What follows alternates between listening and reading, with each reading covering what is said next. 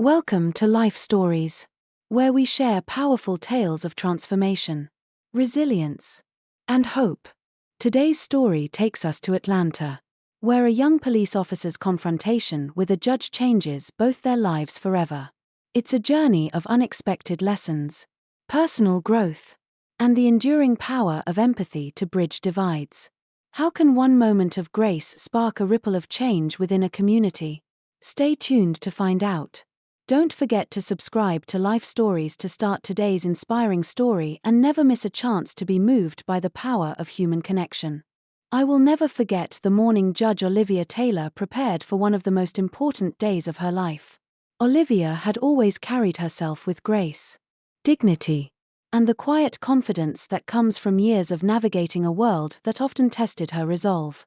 She was a woman of remarkable strength. And yet, that morning, as she adjusted the collar of her black robe in the mirror, I could see the weight of the day pressing on her. Her grandmother's photograph sat on the dresser nearby, a reminder of the legacy she carried. It was a black and white image of a woman marching resolutely for civil rights, a symbol of the struggles her family and community had endured. Olivia's eyes lingered on the picture, her expression softening into a smile touched with melancholy. "Another day," she whispered, as though speaking directly to her grandmother. "Another chance to make things right." The morning sunlight streamed through the window, bathing the room in a warm, golden glow. It should have been comforting, but Olivia seemed preoccupied. On that day, she was presiding over a landmark civil rights case in Atlanta, Georgia, one that could set a precedent for years to come. It wasn't just another case for her, it was personal. A reflection of the very principles she had dedicated her life to upholding. As Olivia made her way downstairs, the house was quiet except for the soft creak of the wooden steps beneath her feet. She poured herself a cup of coffee, savoring the brief moment of calm, sitting at the kitchen table, her hands wrapped around the mug. She reviewed her notes one last time. Her focus was unwavering as her eyes scanned the details of the case. Each piece of evidence, each testimony was a puzzle piece she needed to assemble into a clear picture of justice. She often spoke about fairness and empathy, about how every person who came before the law deserved to be seen for who they truly were. Beyond the assumptions, beyond the biases. It was a belief forged from her own experiences, from the countless times she had been judged for her skin color or her gender, even while wearing the robe that symbolized her authority. And yet, she carried no bitterness, only a deep determination to be the change she wished to see in the world. In a quiet prayer, Olivia closed her eyes and spoke softly. "Lord, guide my thoughts and decisions today. Let me be a vessel for your justice and compassion." It was a prayer she said often, but today, it felt heavier, more urgent. Meanwhile, across town, a young officer named Ethan Harris was beginning his first day on courthouse duty. Ethan was the kind of man who carried his ambition like a badge of honor. At just 25 years old, he was eager to prove himself, to show the world that he had what it took to wear the uniform. But with that ambition came a certain rigidity, a narrow focus that left little room for introspection. Standing outside the courthouse, his crisp blue uniform and polished badge reflected the morning sun. He was a picture of discipline, of youthful determination. But beneath that exterior was a man shaped by the biases he had never questioned. Ethan's eyes scanned the crowd with a vigilance that teetered on suspicion, his hand unconsciously resting near his holster. "First day on courthouse duty. Rookie," a senior officer teased as he passed by. "Yes, sir," Ethan replied, standing even straighter, ready to serve and protect. The older man chuckled, clapping him on the shoulder before walking away. Ethan exhaled, his nerves barely contained. He was here to protect everyone, he reminded himself. But his definition of everyone was skewed. As people of color approached the courthouse steps, his posture grew more rigid, his eyes lingering on them a little longer, suspicion clouding his judgment. It wasn't malice that guided him, it was ignorance. Ethan had never taken the time to question the quiet, insidious beliefs that had taken root in his mind over the years. He believed he was just doing his job, keeping people safe. But safety often seemed to come at the expense of fairness.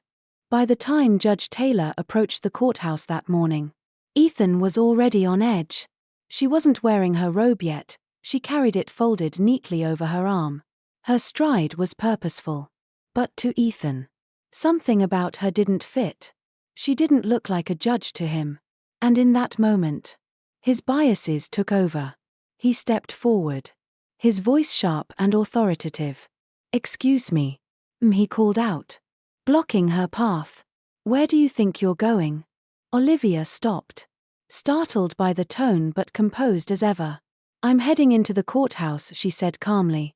"I'm going to need to see some identification," Ethan demanded, his hand resting on his belt.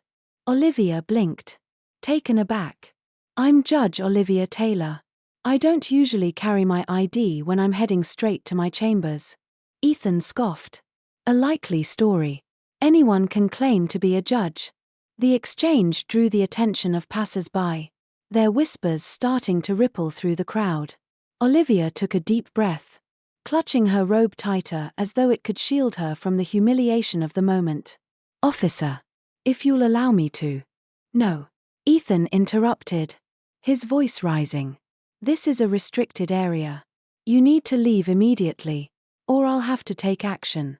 Olivia's eyes softened, not with anger but with profound disappointment. She could see the fear and prejudice that had clouded this young man's judgment. But she also knew she couldn't back down. In that moment, she wasn't just fighting for herself, she was fighting for everyone who had ever been unfairly judged. The stage was set for a confrontation neither of them would ever forget. And in the seconds that followed, both their lives would begin to change in ways they never could have imagined. The moment felt suspended in time, the kind of tension that thickens the air and leaves everyone holding their breath. Judge Olivia Taylor stood her ground, her calm demeanor a stark contrast to Officer Ethan Harris's growing agitation. Around them, the crowd swelled, their murmurs growing louder as the confrontation unfolded. Some recognized Olivia, Atlanta's youngest appointed judge, celebrated for her wisdom and fairness. Others were simply curious, drawn to the sharp tones and pointed gestures. "Officer Harris, please," Olivia said, her voice steady yet firm. "I am the presiding judge for today's case. If you let me." "I said no." Ethan cut her off, his hand now resting on his radio. The weight of his authority had begun to blur into something more volatile, pride, perhaps, or the fear of being wrong. "You need to leave the premises immediately. This area is off-limits to unauthorized personnel." The humiliation clawed at Olivia's composure, but she refused to let it show. Instead, she straightened her posture, gripping the folded robe in her arms as though it were armor. "Officer," she said slowly, her words measured, "this is a misunderstanding. I'm not trespassing. My chambers are inside this courthouse." But Ethan wasn't listening. His gaze darted to her clothing, then to the crowd that had gathered. He didn't see a judge, he saw a black woman in casual attire. Someone who didn't fit his narrow idea of authority. The biases he had never questioned were doing all the thinking for him. "You can't just walk in without proof," Ethan snapped. "If you're really who you say you are, show me your ID. Otherwise, you're leaving." Olivia exhaled, the deep, calming breath of someone used to confronting injustice without letting it consume her. "I left my ID in my chambers," she said. "I didn't anticipate needing it just to enter the courthouse where I work. However, if you give me a moment." Ethan's patience, already frayed, snapped entirely. "Enough," he barked, his voice cutting through the crowd's murmurs. "You're being uncooperative." Backup requested at the courthouse steps, he added into his radio. "We have an individual refusing to comply." A ripple of unease passed through the onlookers. A middle-aged woman stepped forward tentatively, her hand raised as though asking permission to speak. "Officer, "I think you're mistaken," she said. Her tone gentle but urgent. "That's Judge Taylor. She's—" "Stay out of this," Ethan barked, silencing her with a sharp glare. Olivia's expression softened as she regarded the woman, grateful for the gesture even if it went unheard. The crowd's whispers grew louder now, shifting from curiosity to outrage. A few murmured, "That's the judge," while others shook their heads in disbelief. Olivia could feel the weight of their eyes, their unspoken questions. Would she stand firm? Would she let this young officer's prejudice push her aside? It was a moment of reckoning, not just for Olivia but for Ethan as well. He couldn't see it yet, blinded as he was by his assumptions. But the lessons he was about to learn would leave a mark deeper than any reprimand. Finally, Olivia reached into her pocket. The motion made Ethan tense, his hand instinctively hovering over his weapon. A small but telling betrayal of his fear. The crowd held its collective breath, watching as Olivia slowly pulled out a small leather wallet. She opened it, revealing her judicial badge, the gleaming emblem catching the sunlight. "Officer Harris," she said, her voice calm but resolute. "This is what you've been asking for." Ethan's eyes widened, the color draining from his face as realization dawned. His mouth opened and closed, words failing him entirely. The murmurs in the crowd turned to gasps, then to hushed exclamations of disbelief. "It's her," someone said, the statement cutting through the thick silence like a blade. The truth of his mistake hit Ethan like a freight train. All at once, the anger and confidence that had driven him moments ago evaporated, leaving only shame in its place. His hand fell away from his belt, trembling slightly as he tried to process what he had done. "I am sorry," he stammered, his voice barely audible. "Your Honor. I thought." Olivia didn't move, her gaze unwavering. There was no malice in her expression, no hint of satisfaction at watching Ethan's pride crumble. Instead, there was something deeper, more poignant, a mixture of understanding and disappointment. "Officer Harris," she said, her voice even and deliberate, "you have a lot to learn about justice." The crowd, still gathered, murmured in agreement. Some shook their heads, others glared at Ethan. The air was heavy with the weight of what had just transpired. It wasn't just about this one interaction. For many watching, it was a mirror reflecting their own experiences, their own encounters with prejudice. Ethan could only nod, his cheeks burning with shame. In that moment, he wasn't just a young officer who had made a mistake, he was a man confronted by the stark reality of his own biases. As Olivia walked past him, her head held high, Ethan remained frozen on the courthouse steps, the weight of the moment pressing down on him like a physical force. Little did he know, this confrontation was only the beginning. The lessons he would take from it would shape the man he would become, but not without a painful journey of self-reflection and growth. And as Olivia entered the courthouse, her judicial robe draped over her arm, she too carried the moment with her, a reminder of how far society still had to go, and the resilience required to push it forward. The courthouse steps seemed smaller now, shrinking under the weight of Officer Ethan Harris's growing shame. The crowd was dispersing, but their disapproving glances lingered in his mind. He stood rigid, his hands gripping the edge of his belt for stability.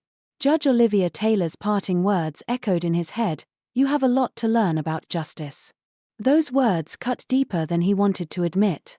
Ethan had joined the force to serve, to protect, to stand for what was right. Yet in that moment, he realized he had failed all of it. He hadn't protected, he had humiliated. He hadn't served, he had obstructed. Justice? He hadn't even recognized it when it stood in front of him, draped in judicial robes. As he replayed the encounter over and over in his mind, Ethan began to see himself as the crowd must have seen him, a young, overzealous officer blinded by his own assumptions. His stomach churned with regret. He had thought he was being vigilant, keeping the courthouse secure. But now he recognized his vigilance for what it was: bias. Plain and simple. He hadn't judged Judge Taylor on her words or actions but on her appearance. And in doing so, he had betrayed his own oath. A hand landed heavily on his shoulder, snapping him out of his thoughts. "Harris," said Officer Peters, one of the precinct's senior members. His voice low but firm. "Come with me. We need to talk." Ethan nodded silently and followed Peters to a quiet corner near the courthouse parking lot. Peters leaned against the wall, his eyes fixed on Ethan. "What happened back there?" he asked, though his tone suggested he already knew the answer. I thought she was trespassing," Ethan began, his voice faltering. "She didn't have ID. And I..." "Stop," Peters interrupted, holding up a hand. "You don't need to explain to me. I was watching the whole thing." Ethan swallowed hard, his throat dry. "Then you know I didn't mean." "It doesn't matter what you meant," Peters said, his voice firm but not unkind. "What matters is what you did. You profiled a sitting judge. Harris. Do you understand the gravity of that? This isn't just about you or her, it's about what you represent when you wear that uniform." Ethan nodded, his head hanging low. He didn't need Peters to spell it out, he already knew. His actions that morning didn't just reflect poorly on him, they reflected poorly on the entire police force. And for a department already under scrutiny for its relationship with the community, it was a mistake they couldn't afford. Back at the precinct, the fallout began almost immediately. Ethan was called into the sergeant's office, where he was informed that Judge Taylor had formally reported the incident. An investigation into his conduct would be launched. And until it was resolved, his every move would be scrutinized. The sergeant's words were blunt, but they were also a lifeline. "You're lucky, Harris," he said, handing Ethan a brochure. "This could have gone a lot worse. There's an anti-bias training program starting next week. If you agree to attend, we'll hold off on any disciplinary action for now." Ethan stared at the brochure, the words implicit bias and racial profiling jumping out at him like accusations. His first instinct was defensiveness. He wasn't a racist. He didn't treat people unfairly, did he? The morning's events flashed through his mind: Judge Taylor's calm explanations, the crowd's murmurs of disapproval, his own hand hovering near his weapon. He sighed deeply, feeling the weight of his choices settle over him like a lead blanket. "I'll do it," he said finally, his voice quiet but resolute. The sergeant nodded. "Good. And Harris," he added, his tone softer, "this isn't just about avoiding punishment. This is about becoming the kind of officer you signed up to be. Don't waste the opportunity." As Ethan left the office, brochure in hand, he felt a swirl of emotions: shame, fear, and something unexpected: hope. For the first time, he allowed himself to acknowledge the biases that had guided him, and he knew that acknowledging them was only the beginning. Change wouldn't come easily, but it was necessary, not just for his career but for the man he wanted to be. Meanwhile, Judge Taylor sat in her chambers, reviewing the morning's docket. Her expression was calm, but a flicker of sadness lingered in her eyes. She had faced moments like this before, moments when prejudice had blocked her path or clouded her achievements, but they never got easier. Still, she believed in justice, not just in the courtroom but in the hearts of people. She prayed Ethan would learn from this and use it as a turning point. Little did they both know, the days ahead would bring lessons neither of them could have anticipated. Lessons that would push them to confront their pasts, their prejudices, and their capacity for change. This wasn't the end of the story, it was just the beginning of something far more profound. When Officer Ethan Harris arrived at the anti-bias training program, he felt like an outsider in a room full of people who all seemed to know what they were doing. The chairs were arranged in a semicircle, creating a sense of openness. But to Ethan, it felt more like exposure. He fidgeted with his notebook, his fingers tracing the edge of the page as the other participants greeted one another quietly. Some were fellow officers, Others were community leaders, educators, and even a few activists. Then, the door opened, and Judge Olivia Taylor walked in. Ethan froze. Of all the people he had expected to lead the training, she wasn't one of them. She was dressed in a tailored suit, her posture confident yet approachable. She set her materials on the podium at the front of the room, her movements calm and deliberate. Ethan felt his throat tighten. The memory of their encounter outside the courthouse flooded back, vivid and sharp. He considered slipping out of the room before she noticed him. But before he could move, her gaze swept over the group and landed on him. Their eyes met. For a brief moment, Ethan felt completely exposed, as though she could see every regret and insecurity he carried. But then, she smiled. It wasn't a triumphant or knowing smile. It was warm, almost gentle, as if to say, "You're in the right place." "Good morning, everyone," Olivia began, her voice clear and measured. "Thank you for being here today. This training isn't about blame or shame. It's about understanding the biases we all carry and learning how to overcome them so we can better serve our communities and each other." Ethan exhaled slowly, his grip on his notebook loosening. She wasn't here to humiliate him. She was here to teach. He straightened in his seat, determined to listen. Olivia began by explaining the concept of implicit bias, using examples that were both relatable and thought-provoking. "We all have biases," she said, her tone free of judgment. "They're part of being human. The key is recognizing them and understanding how they influence our actions. Only then can we make better choices." She shared stories from her own life, moments when she had been underestimated or dismissed because of her appearance. Ethan listened intently, each word chipping away at the defensive wall he had built around himself. When she spoke about the incident outside the courthouse, she didn't name him, but he felt every word like a direct address. "In that moment," Olivia said, her voice softening, "I wasn't seen for who I was. I wasn't seen as a judge, or even as a person. I was reduced to a stereotype, a threat, because of how I looked. That experience isn't unique to me. It happens to countless others every day." Ethan swallowed hard, his chest tightening with guilt. He had done that. He had reduced her, a woman of immense dignity and authority, to a stereotype. The realization hit him like a tidal wave. During a group exercise, participants were paired up to share their experiences with bias. Ethan was paired with a black female officer named Carla. At first, their conversation was stilted. But as Carla began to open up about the challenges she faced within the department, Ethan found himself listening more deeply than he ever had before. "It's exhausting," Carla said, her voice tinged with weariness. "Every time I walk into a room, I have to prove that I belong there, that I'm competent, that I deserve to wear this uniform. People don't question it for others, but for me, it's constant." Ethan felt a lump rise in his throat.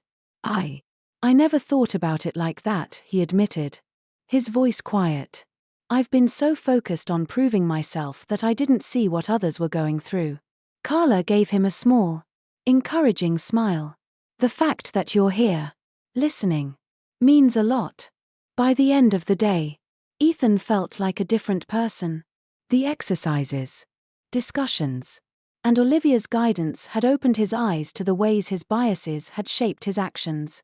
He realized that change wouldn't happen overnight, but he was ready to do the work.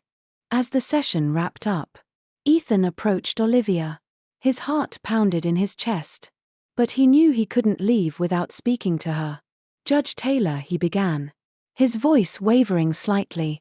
She turned to him, her expression kind and open. "Yes, Officer Harris. I wanted to thank you," he said, the words tumbling out, "for everything. This training, it was eye-opening. And I know I've got a long way to go, but I want to do better. I want to be better." Olivia's smile widened, her eyes filled with understanding.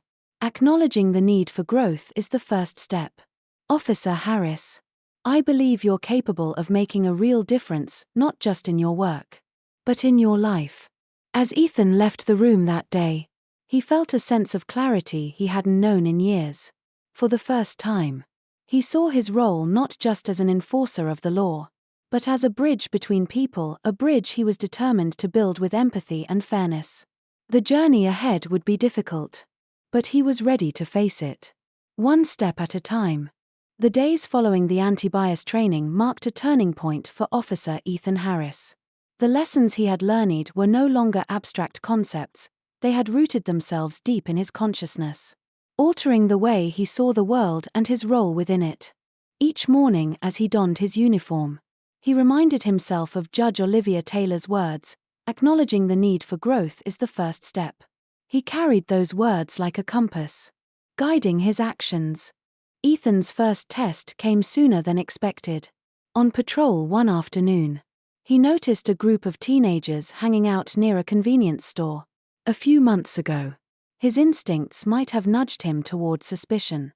He might have approached them with a firm voice and a wary stance, prepared to escalate if necessary. But now, he paused. He studied the group for a moment. His thoughts no longer clouded by automatic judgments.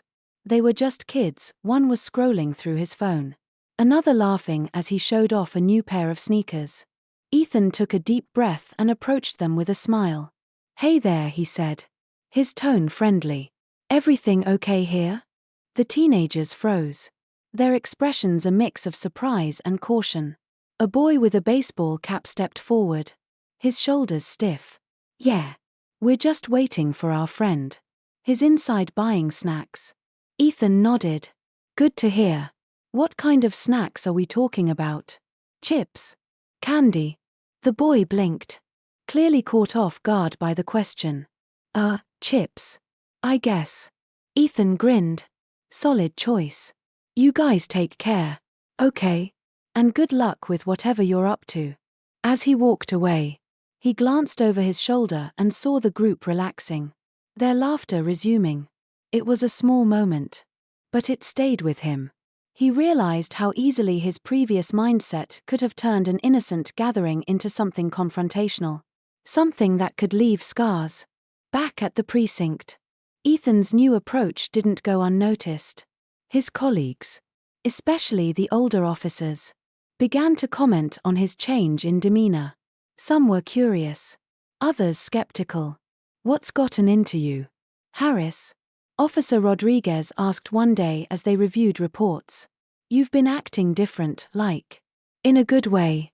Ethan hesitated, unsure how much to share. But then he thought of Olivia, of her encouragement to confront hard truths.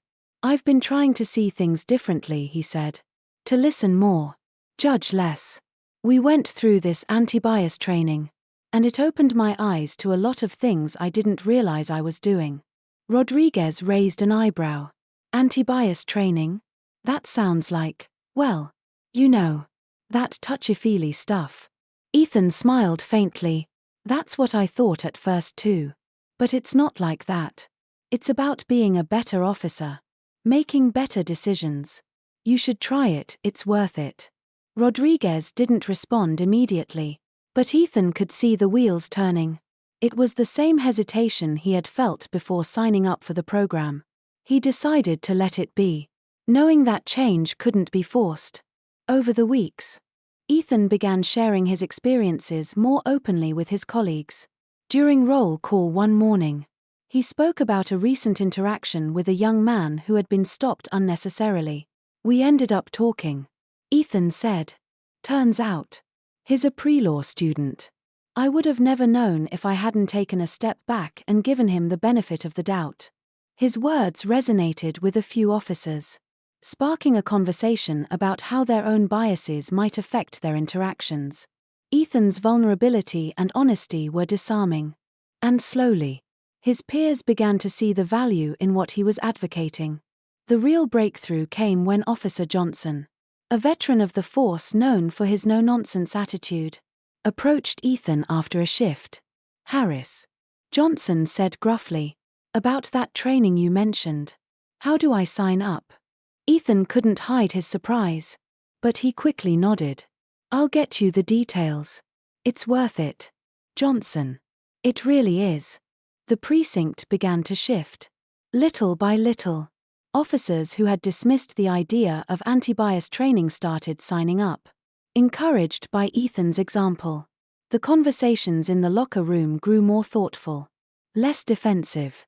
Even the way reports were written began to change, with a greater emphasis on fairness and transparency. One evening, Ethan sat alone in his patrol car, reflecting on how much his life had changed since that day on the courthouse steps. He thought about Judge Taylor and how Her Grace had turned his mistake into an opportunity. She could have berated him, humiliated him in front of the crowd. Instead, she had chosen understanding. Ethan pulled out his phone and drafted a message to her. "Judge Taylor, I just wanted to thank you again. Your guidance has made a bigger impact than I can say. The precinct is starting to change, and it's because of what you taught me. I hope I'm making you proud." He hesitated for a moment before hitting send. Then, with a deep breath, he leaned back in his seat, the glow of the streetlights casting soft shadows on his face. He still had a long way to go, but for the first time in his career, he felt like he was truly serving, not just enforcing the law, but helping to build trust. One small interaction at a time. It was a warm spring afternoon in Atlanta when Judge Olivia Taylor and Officer Ethan Harris found themselves standing side by side at the annual Unity Day celebration. The park buzzed with life, filled with families enjoying the sunshine, children laughing as they played games, and local vendors offering food and crafts. Bright banners fluttered in the breeze, their colors vivid against the blue sky. It was a day meant to celebrate togetherness, a concept that felt especially poignant for the two of them. Ethan glanced at Olivia, a mixture of gratitude and admiration in his eyes. She was speaking with a group of community members, her presence as commanding as ever, yet softened by the warmth of her smile. She had become a fixture in his journey of transformation, a guide who had helped him see the world differently. "Hard to believe how far things have come," Ethan said softly when she turned to him. Olivia nodded, her gaze sweeping across the diverse crowd. "It's a testament to what can happen when we're willing to listen to one another, to confront the hard truths." Their conversation was interrupted by a young girl who approached them hesitantly. She looked to be about 10. Her bright eyes full of curiosity. "Are you the judge and the officer from the story my mom told me?" she asked, her voice small but filled with awe. Ethan knelt to her level, smiling warmly. "That depends. What story did your mom tell you?" The girl fidgeted with the hem of her shirt. "She said there was a mean officer, but then he learned to be nice and help people because of a really smart judge." Olivia chuckled softly, her eyes meeting Ethan's. "Well," Ethan said, his tone gentle, "I wasn't very nice at first, but the judge helped me see how I could do better. And now I try every day to make up for it." The girl beamed. "I want to be a police officer when I grow up. I want to help people too." "That's a wonderful goal," Olivia said, crouching beside them.